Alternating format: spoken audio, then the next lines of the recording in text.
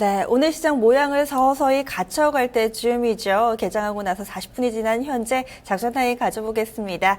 오늘 감독에는요, 토마토 투자클럽의 황윤석 전문가 모셨습니다. 안녕하세요. 네, 안녕하십니까. 네. 아유, 그래도 다행입니다. 지금 코스닥이 상승부를 켜고 있습니다. 그리고 반면에 또 대형주들 위주의 코스피는 오늘 좀 밀리는데요. 오늘 작전명 어떻게 잡으셨어요? 오늘 작전명은 조금 의아하실지 모르겠는데요. 네. 천천히 정말 이렇게 잡아봐요. 말의 맛을 좀 살려서 읽어주세요. 네.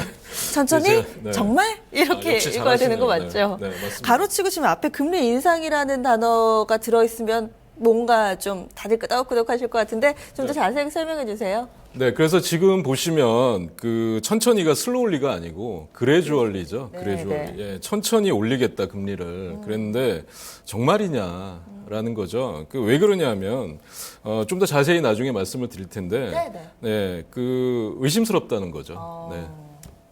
네. 지금 그러면은 과연 어떤 부분에서 우리 황윤석 전문가님의 의심을 살 만한 포인트들이 있는지 체크 포인트를 좀 더 자세하게 보겠습니다. 오늘의 체크 포인트 공개합니다. 지금 4가지 포인트 제시하고 있습니다. 미국의 금리 인상과 외국인 수급, 역시나 또 오늘도 나오네요. 국제유가, 여기에 환율까지. 오늘 2시간 동안 이야기를 나누다 보면은 대체로 전문가들이 보시는 포인트들이 좀 비슷비슷합니다. 거의 네. 비슷하죠. 먼저 미국의 금리 인상부터 좀 이야기해 볼게요. 미국 금리 인상 발표를 하고 나서 불확실성이 해소가 됐다. 안도 랠리가 나올 거다. 장밋빛 전망 일색이었지 않습니까? 그렇죠. 저는 이제 거기에 대해서 좀 제동을 거는 걸 좀 말씀을 드리려고 하는데요. 우선 그 빠른 금리 인상이 진행될 거다 생각보다라는 쪽을 좀 제가 도표를 보면서 좀 말씀을 드리도록 하겠습니다. 그래서 이쪽을 보면 과거에 이제 그 실업률이 5% 이하일 때 기준금리도 5%였다라는 거를 저 차트를 통해서 보실 수가 있을 거예요. 파란색이 지금 실업률이고요. 그렇죠. 5%대가 거의 하단이 5%대네요. 네, 그렇습니다. 네. 그러니까 그때 보면 5%대 때 기준금리도 5%랑 겹치는 지금 타이밍이 많이 있었죠. 네. 예, 그래서 지금 우리가 생각하는 것만큼, 그러니까 내년에 2016년도에 분기별로 한 번씩 올리면 미국의 기준금리가 1%에서 1.5% 정도 될 것이다라는 게 대체적인 전망이잖아요. 네. 예, 그런데 뭐 천천히는 가겠습니다만 그게 우리가 생각하는 것처럼 글로벌 경제 지표를 보고 가는 게 아니라 제가 볼 때는 미국의 시나리오대로 오를 것이다라고 보는 거죠.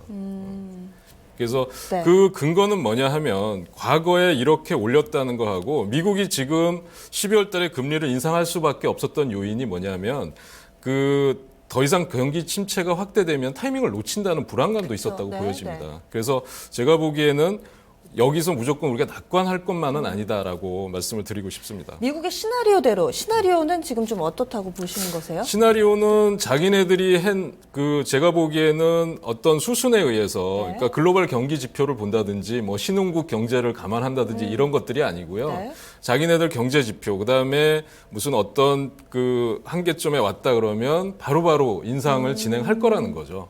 그래서 처음에 한 번 하기 어렵지, 그 다음에 2번, 3번은 쉽지 않습니까? 네. 여기저기 상황 봐가면서 하는 게 아니라 지금 내부적으로 지표 잘 나오고 하면은 속도를 어느 정도 좀 낼 수도 있다. 이런 말씀이신 것 같은데요. 그러면은 이번에 2번째 체크 포인트, 외국인 수급. 요즘에 연일 문제예요. 너무 팝니다. 지금 뭐 중동계 자금이 뭐 3조 7천억이 나갔다. 뭐 그다음에 외국인들이 4조 원 정도 순매도를 했다. 이제 더 이상 팔 게 없다라는 또 장밋빛 전망이 또 증시에 전부 지금 거의 대체적인 의견이지 않습니까? 근데 제가 보기에는 팔지만 않고 사지를 않더라도 팔지만 않으면 다행이죠. 근데 제가 보기에는 오늘 같은 장에서도 계속 매물이 나오고 있거든요. 그렇다고 하면 시장에서 방어해줄 기관이라도 매수를 해줘야 되는데 기관은 지금 손 놓고 있는 상황입니다. 그러니까 연말 지금이 문제가 아니라 추가적인 금리 인상이 어떻게 될 거냐, 유가라든지 환율이 어떻게 진행이 될 거냐는 걸 좀 더 보고 있는, 관망하는 빛이 역력하거든요. 그러니까 이런 장에서는 제가 볼 때는 적극적인 매수는 자제할 필요가 있다고 생각됩니다. 네. 그리고 지금 외국인 수급이 그럼 계속해서 좀 보수적으로 흘러갈 것이다. 이렇게 판단을 하시는 거세요? 네, 제가 보기에는 아까도 말씀드렸지만 큰 폭의 매수 전환은 당분간 좀 어렵다고 보여지고요. 다만 매도 물량 조절이나 관망하는 것 정도만 나와도 시장에는 호재가 아닐까 그렇게 보여집니다. 네. 그리고 3번째 포인트입니다. 국제 유가를 가져오셨는데요. 간밤에도 밀렸더라고요. 네. 지금 국제 유가가 지금 35불이 깨졌잖아요. 맞아요. 예, 네. 그래서 저는 지난번에도 30불대 초반이 바닥일 거다라는 거를 계속 강조해 드리고 오히려 지금 같은 경우에는 정유주들 접근하는 게 맞다. 그다음에 ETF 원유 선물 같은 것들도 대안이 될 수 있다라고 말씀을 드렸어요. 네. 근데 유가가 더 이상 내려간다고 하면 미국 증시뿐만 아니라 글로벌 증시에 전체적인 충격이 있을 거로 보여집니다. 지금도 서서히 좀 충격이 오고 네, 있는 것 그래서 같아요. 제가 보기엔 안도랠리라든지 장밋빛 전망을 하는 사람들이 좀 네. 주의해야 될 게 뭐냐면, 그러니까 과거에 IMF 때 같은 경우는 우리만 잘하면 됐습니다만 지금 같은 경우에는 글로벌 경제가 다 같이 연동돼서 움직이는 거기 때문에 우리만 잘해서 해결될 문제가 아니거든요. 네. 그래서 어디서든지 돌발 악재가 나오면 증시뿐만 아니라 경제에 충격이 올 수 있다는 점을 주의해야 될 것 같습니다. 그리고 30달러 초반이면 사실 배럴당 35달러 이탈이고 역으로 생각해 보면 바닥이 거의 가까워 왔다 이렇게 좀 봐도 되는 거 아닐까요? 저는 그렇게 생각합니다. 30불대 초반에서는 지금 글로벌 헤지 펀드나 이런 쪽에서도 아마 원유 선물이라든지 이런 쪽에 적극적인 매수세가 유입될 거라고 보고 있고요. 네. 그러니까 셰일가스의 지금 브레이크 이븐 포인트가 배럴당 38포인트 네. 달러 정도라는 전망이 나왔거든요. 그래서 사우디나 이런 오펙 국가들이 유가를 30불대에 맞추고 있는 거는 이제 셰일가스의 브레이크 이븐 포인트를 30불대까지는 견뎌내자라는 그런 아마 전제 조건도 깔려 있는 게 아닌가 그렇게 보고 있습니다. 직전 저점이 한 33달러 정도인데 네. 이제 또 얼마 안 남은 것 같습니다. 네. 그리고 마지막으로 포인트를 또 환율로 주셨네요. 네. 환율은 뭐 지금 대부분이 그 미국이 금리 인상하고 나면 환율은 안정을 찾을 것이다라는 게 대체적인 의견이잖아요. 네.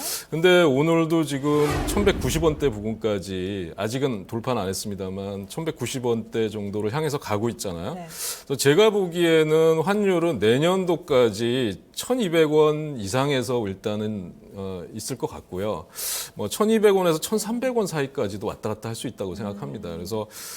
그래서 지난번에도 말씀드렸지만 환율 수혜주들, 자동차라든지 이런 쪽에 대한 어떤 중장기적인 투자는 유망하다라고 말씀드릴 수 있을 것 같습니다. 그리고 환율과 관련해서는 아무래도 이 한은의 결정에 상당히 좀 관심이 모아지잖아요. 간밤에도 보니까 신흥국들 환율 정책이 정말 제각각이더라고요. 뭐 멕시코는 따라서 올리고 홍콩은 올리는데 대만은 내리고 여기저기 그런데 우리나라 한은은 또 어떤 스탠스를 취할까요? 저는 지금 지난번 한은 총재께서 그런 말씀을 하셨죠. 미국이 올린다고 해서 우리도 따라갈 건 아니다. 우리 사정을 보겠다라고 하는 건데요. 그것도 한계가 있다고 생각합니다. 오늘은 말씀하신 대로 홍콩이나 이런 쪽은 기준금리를 바로 올렸고요. 네네. 중동 쪽 국가들도 바로 기준금리를 인상을 했습니다. 근데 만약에 다음번 한 번 정도 미국이 추가적으로 금리 인상을 하고 나면 우리도 아마 금리 인상 여부를 논의해야 되지 않을까 저는 그렇게 보고 있거든요. 그런데 그러기에는 지금 우리나라에서 부동산 뭐 경기 활성화한다면서 금리를 갑자기 확 내려놨다가 올리면 부메랑으로 돌아오지 않을까. 지금 가계대출이 상당히 좀 높은 수준인데 표 마련해 주셨죠? 네, 가계대출 추이를 한번 보면서 말씀을 드릴 텐데요. 네. 지금 우리가 그 미국이 금리 인상을 하고 나면 제일 크게 문제가 되는 게 주식, 부동산, 가계대출입니다. 그쵸, 네. 네. 1200조가 넘겨 있는 상황인데요. 최근에 보면 가계대출 증감 추이, 그다음에 담보대출, 마이너스 통장 대출까지도 보면 전체적으로 지금 증가하고 우상한 패턴. 있는 네. 추세가 나타나죠. 그래서 제가 보기에는 지금 이런 것들이 근거 없는 낙관론을 우리는 괜찮다. 이런 것들은 저는 경계해야 될 거라고 보고 있고요. 지금 이 가계대출이 급증하고 이런 상황에서 우리가 만약에 이것 때문에 금리 인상을 늦춘다고 하면 외국인 자금이 지속적으로 유출되는 거를 막을 길이 없기 때문에 언제까지나 금리 인상을 유보할 수는 없는 입장이라고 보고 있습니다. 네.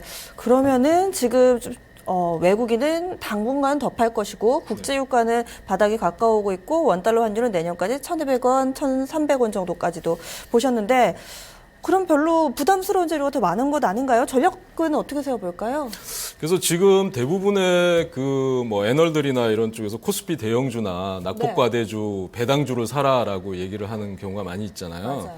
근데 저 같은 경우는 좀 반대 의견입니다. 접근 금지해야 된다고 보고요. 왜요? 배당주 같은 경우는 만약에 배당락이 29일 날 되잖아요. 네. 그러면 내년 초에 배당락되고 하고 나서 더 주가가 하락될 경우에는 그냥 배당락 조금 수익 챙기기 위해서 더 많은 손실을 감수해야 되는 이런 상황이 나타날 수 있습니다. 그래서 저는 그 대형주들 접근은 매수는 지금 굳이 서둘러서 하실 필요가 없고요.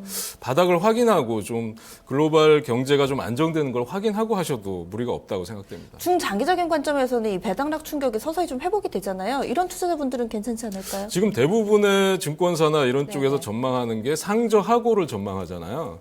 예, 그렇죠. 근데 네. 저는 오히려 반대로 상고하저라고 말씀드리고 싶고요. 왜 그러냐면 그게 미국이 금리 인상을 추가적으로 하기 위해서는 뭐 당장 하지는 않겠죠. 그러니까 네. 1분기나 2분기 정도에 한다고 하면 오히려 그런 충격들이 하반기에는 더 하락 요인으로 작용할 수 있다고 보여집니다. 시간차를 두고 그때 네. 충격이 온다. 그러면은요, 뭐 배당주도 못하고 대형주도 못하고 어디로 접근을 해야 되는 거예요? 지금 그러니까 제가 보기에는 역시 제약바이오 헬스케어주 중에서 또 네. 그리고 대선 테마주들이 오늘 보면 뭐 안철수 후보 관련주들 그다음에 문재인 후보 관련주들이 강하잖아요. 그러니까 네. 이게 이슈와 관련된 거죠. 안철수 신당의 지금 지지도가 높아지고 있다. 그다음에 뭐 온라인 당원 입당을 했는데 뭐 2만 명 정도가 네, 몰렸다. 이런 것들이 단기적인 이슈로 강하게 나오는 거고요. 중국이랑 합작 회사를 설립한다. 중국이 지분을 가지고 있다. 뭐 이런 강력한 중국 모멘텀주들이 시장에서 먹히는 이유가 지금 이런 대형주들이나 그런 쪽에 기관이나 외국인 매수가 전혀 안 나오고 있는 상황이기 때문에 그들만의 리그를 펼치고 있는 거거든요. 그래서 이쪽에 들어가서 단기 매매를 해서 수익을 챙기는 방법밖에는 지금 없다고 생각됩니다. 네, 그러면 이 종목별로는 이렇게 좀 개별 종목을, 재료를 가지고 있는 종목군들, 그리고 시장 전반에 대해서 좀 투자 전략을 한마디로 정리하자면 어떻게 볼 수 있을까요? 제가 보기에는 지금 현금을 가지고 네. 때를 기다리는 게 가장 좋고요. 그렇지 않다고 하면 강력한 모멘텀이나 재료, 거래가 수반되는 종목에서 단기 매매로 수익을 챙기시는 게 제일 안전하지 않을까 그렇게 보고 있습니다. 네, 알겠습니다. 오늘도 감사합니다. 네. 네, 오늘 감독이었습니다. 토마토 투자클럽의 황윤석 전문가와 함께 해봤는데요. 다시 한번 좀 정리를 해드릴게요. 이 금리 인상과 관련해서 천천히 하느냐, 그래듀얼리, 과연 이렇게 하면서 의심을 좀 제기하고 있습니다. 이런 가운데 시장 다소 좀 보수적인 접근 권하고 있고요. 현재 구간에서는 현금을 좀 마련하시든지 혹은 개별 재료가 있거나 거래량이 좀 동반되는 종목들 위주로 각계전투 전략을 좀 펼치셔야 될 것 같습니다. 네, 최근 들어서 전문가들의 의견이 상당히 좀 엇갈립니다. 나라별로도 통화 정책이 상당히 많이 다르고요. 우리가 혼돈 가운데 있습니다. 저희가 전해드리는 투자 전략도 약간 좀 엇갈리는데요. 여러분들이 좀 끄덕끄덕 하실 수 있는 쪽으로 참고를 하셔서 현명한 전략 세우시기 바랍니다. 투자 판단에 대한 조언일 뿐, 그 상승과 하락을 보장하지는 않는다는 점 다시 한번 강조드립니다. 남은 시간 성공 투자하시고요. 여기서 인사드립니다. 고맙습니다.